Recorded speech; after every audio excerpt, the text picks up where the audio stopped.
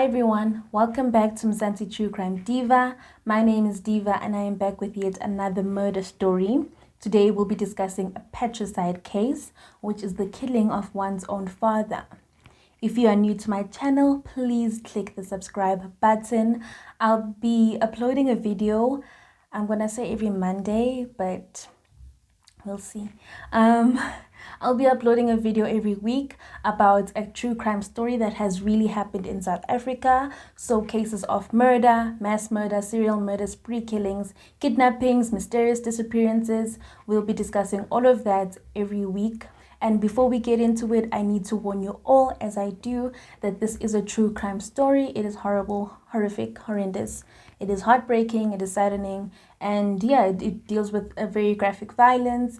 And I will be discussing some child matters, I guess, in this case. So if that is triggering for you, rather watch this video over here. James Thorne was a war veteran who had fought in the Namibian War. He met his wife Shirley when she was just 16 years old, and the two settled in Gaborone in Botswana. They were later joined by Shirley's sister, Maureen. In 1997, James and Shirley had a daughter, and they named her Sweeny Pai. Shortly thereafter, they officially got married. James then took Maureen in as his other woman. So in essence, Shirley and Maureen were sister wives. They were kind of in a polygamous marriage, but James was only officially married to Shirley, and Maureen was his official mistress. Then James, Maureen, Sweeny, and Shirley all moved to a farm in Rhodesia, which was owned by his brother Richard. In 1979, both Shirley and Maureen fell pregnant. James then insisted that both ladies need to have an abortion. When both of them refused, he insisted that Shirley needs to give up her child for adoption and she needs to raise Maureen's child as her own. And so they acquired another little girl by the name of Nicole. The now family of 5 then settled in South Africa, and they settled in an area known as Bophuthatswana, where James joined the police force. He then progressed and became captain of the police force.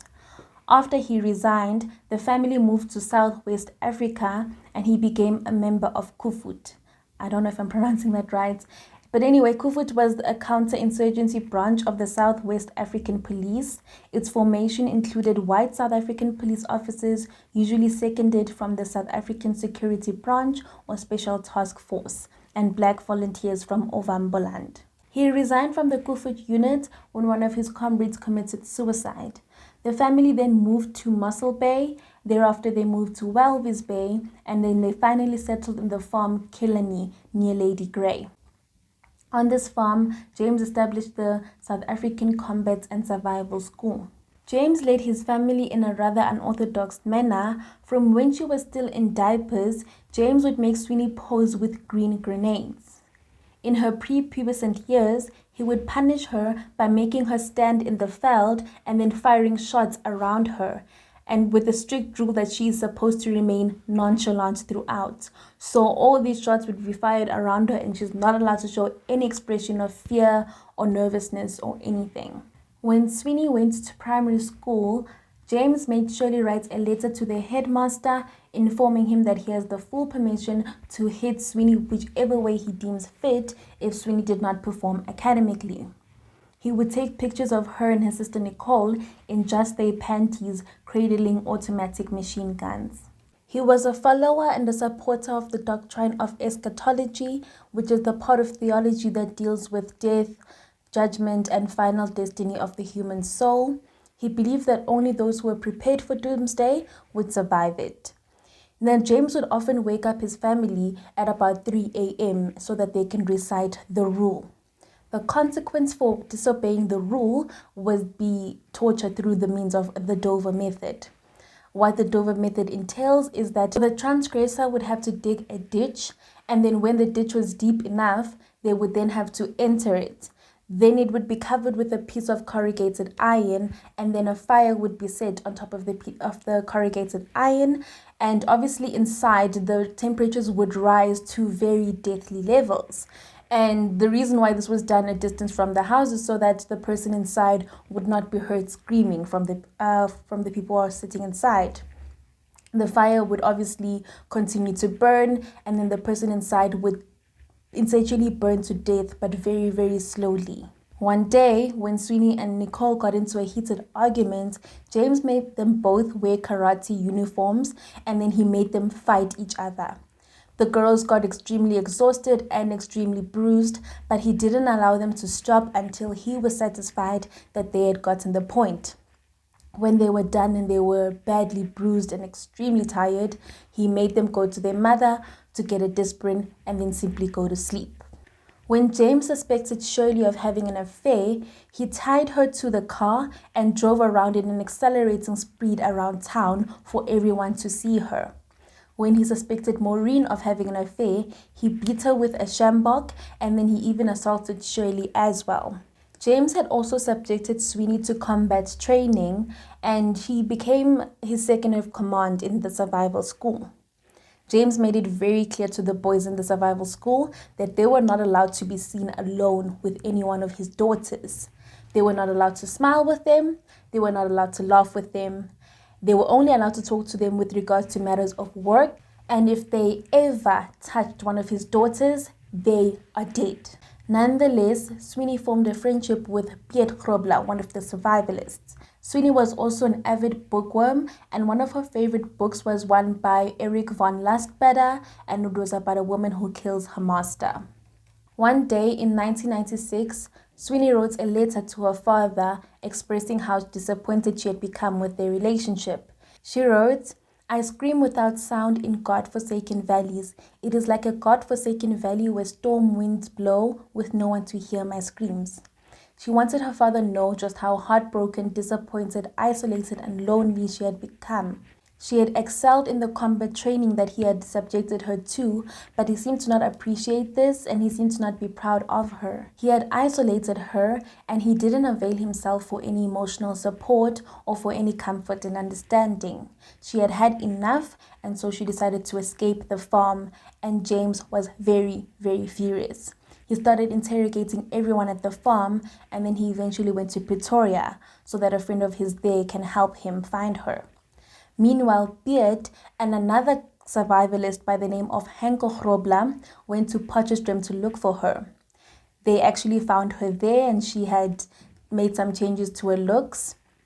Then Piet tried to convince her to return with them to the farm, but then she refused. She said that she was too afraid for her life. He eventually managed to convince her to actually just make contact, just to make a phone call to her father. When she dialed the home telephone number, she reached her mother, Shirley, who informed her that James was not there, but then gave her a number that she'd be able to reach James on in Pretoria. When she dialed the number in Pretoria, James refused to talk to her for 3 days.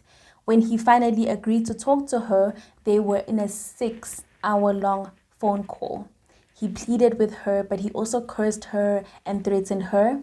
He then promised her that he would disband the survivalist group if she promised to return, and he even promised that they'd settle elsewhere and start a new life as the family.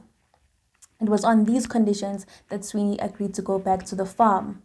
However, when she got to the farm, James was still not back. He was still in Pretoria, and this really caused the suspense to just rise and rise. She was just becoming more and more nervous as to what he would do when he returns, and it was just causing a lot of dread for her. But another thing is that he did actually order the survivalist group to disband, and he also ordered Shirley to tie the girls to the bed when it was time to go to sleep. And he also made threats of killing Piet and Hanko, the two guys who found her in Potchefstroom.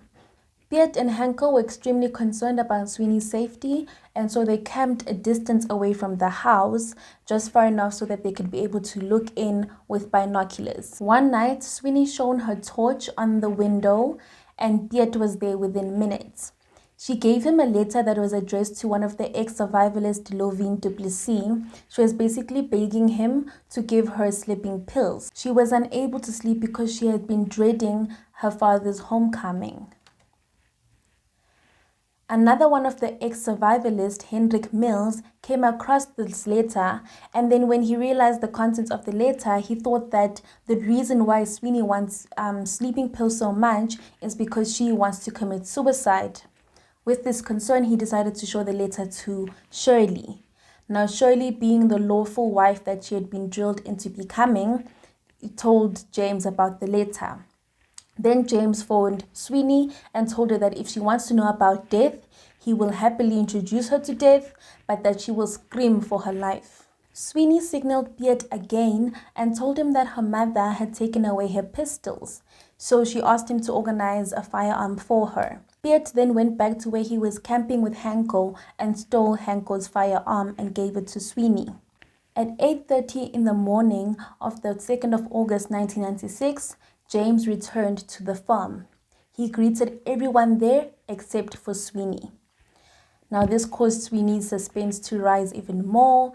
She was becoming even more anxious, which is sad because obviously this entire time she had been dreading her father's return. And now that he has returned, he's not even speaking to her. She's wondering what it is that he's going to do. The anxiety from this had become simply unbearable for Sweeny. Later that night, James was sitting by his stove in his study, warming himself up. He had been armed as he always had been. Sweeny then went to the kitchen and asked for a glass of water. She then went to James' study, and from his back, she fired 5 shots to his back. And she fired 1 shot at the back of his head. The shots that she had fired to his back were neatly gripped, just as he had taught her. Sweeny then covered his body with a blanket so that her younger sister Nicole would not see the scene. She then forbade the rest of the family from calling emergency services. She drove to the Aliwal police station where she handed herself over, and she told the police there that he would have killed them all. After interviewing the family, the Deputy General of the Eastern Cape, Advocate Malebe Marais, decided not to prosecute Sweeny for the murder. This was due to all the mitigating circumstances. When she was asked why she forbade the family from calling emergency services, she said that it would have just simply been too cruel for him because he would have had to spend the rest of his life bound to a wheelchair and invalid, and he would have found that way too humiliating and unbearable. And that brings us to the end of the story. Stay tuned for the slideshow of people who are currently missing in South Africa. I really appreciate you guys. Bye-bye.